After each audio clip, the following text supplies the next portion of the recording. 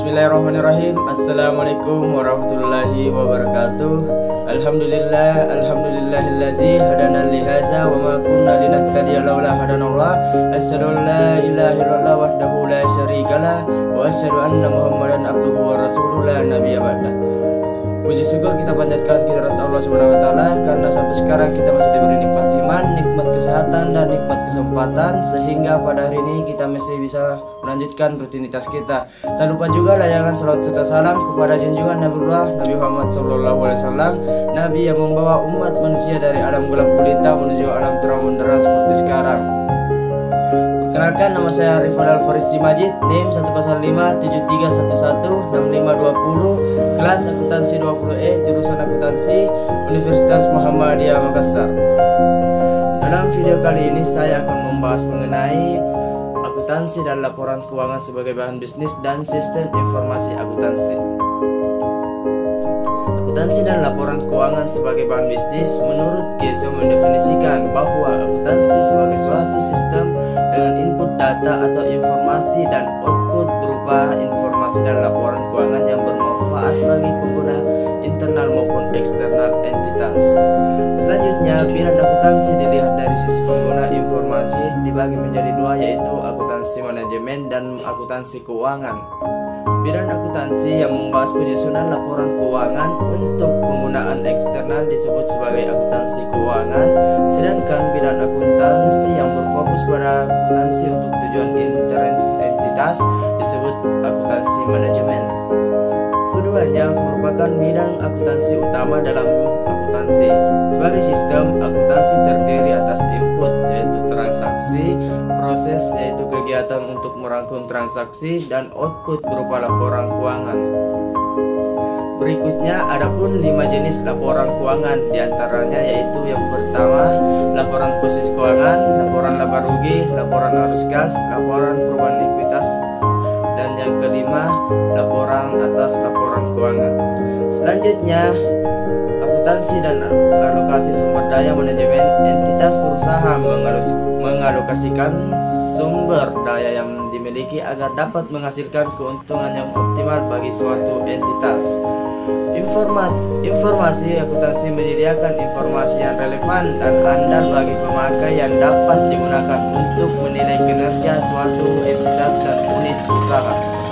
Berdasarkan informasi tersebut, kreditur dapat menyalurkan kreditnya papan entitas-entitas yang dapat mengembalikan dana dan memberikan imbalan bunga.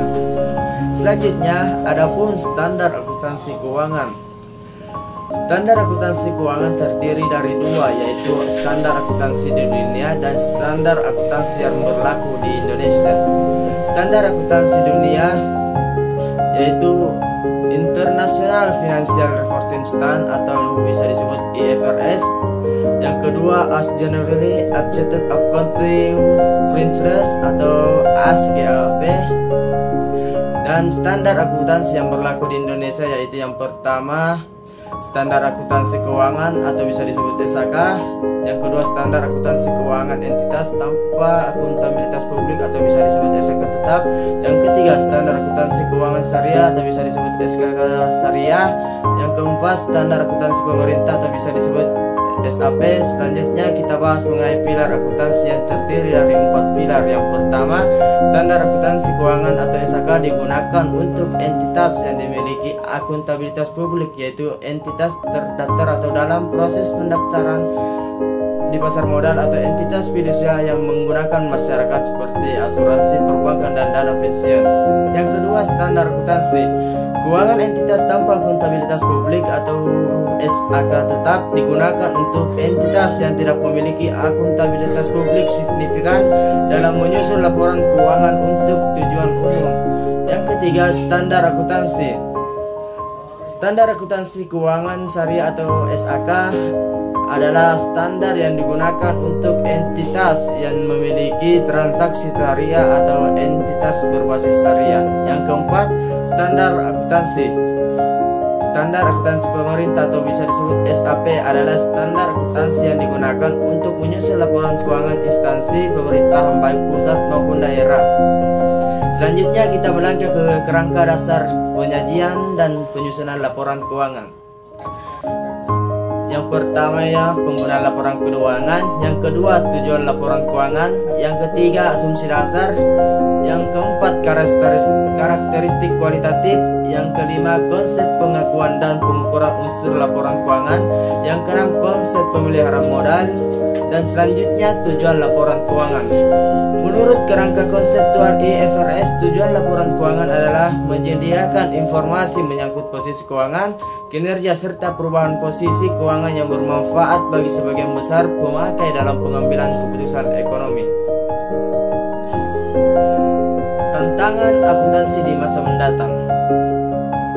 Akuntansi menghadapi tantangan di masa mendatang. Misalnya, kebutuhan informasi non-keuangan, penggunaan teknologi informasi, kompleksitas bisnis, aset tak berwujud memiliki porsi semakin besar, dan etika dalam penyusunan laporan keuangan. Selanjutnya kita bahas mengenai sistem informasi akuntansi.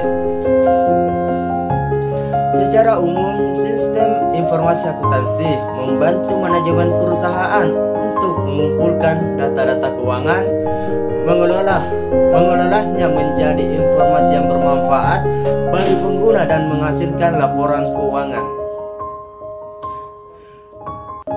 Rumus persamaan dasar akuntansi yaitu aset sama dengan liabilitas ditambah ekuitas. Adapun tabel pencatatan akun,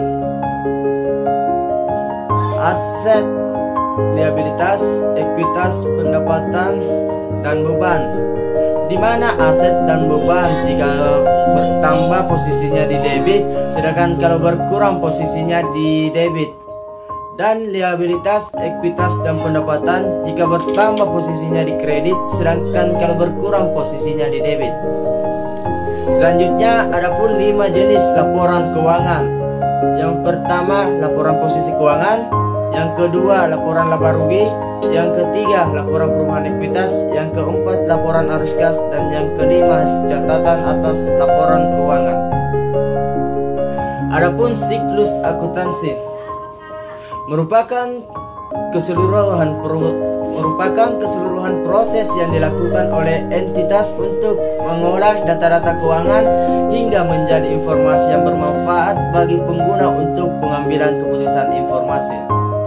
Jadi, pertama untuk siklus akuntansi adalah identitas peristiwa dan pencatatan transaksi, yang kedua jurnal, yang ketiga buku besar, yang keempat penyusunan neraca saldo, yang kelima jurnal penyesuaian, yang keenam neraca saldo penyesuaian, yang ketujuh laporan keuangan, yang kedelapan jurnal penutup ke buku besar, yang kesembilan neraca saldo sesudah penutupan, dan yang terakhir jurnal pembalik. Dalam proses pencatatan akuntansi, kita perlu ketahui atau menggolongkan yang mana itu peristiwa atau transaksi.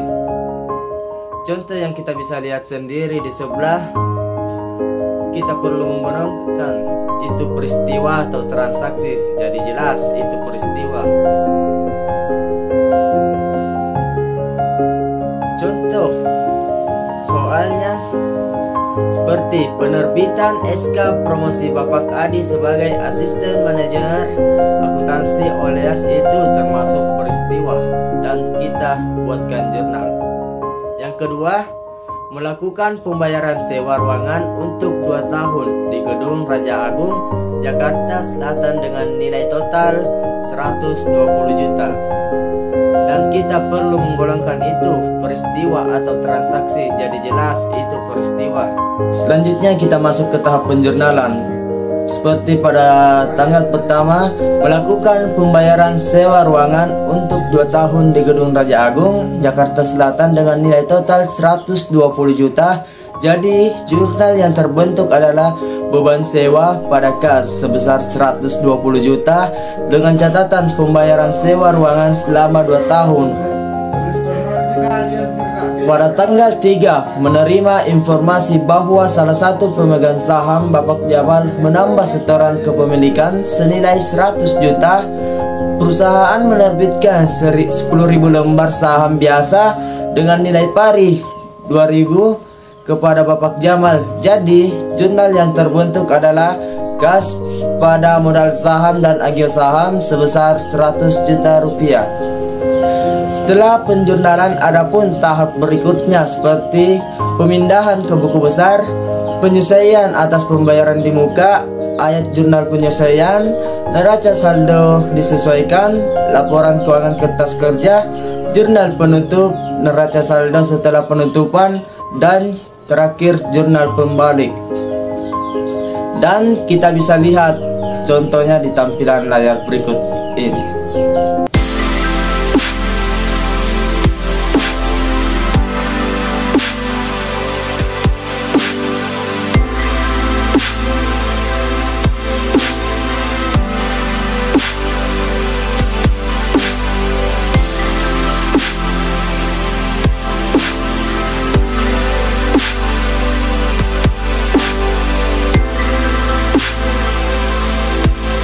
Itulah penjelasan materi dari saya, kurang dan lebihnya mohon dimaafkan. Billahi fi sabil haq fastabiqul khairat. Wassalamualaikum warahmatullahi wabarakatuh.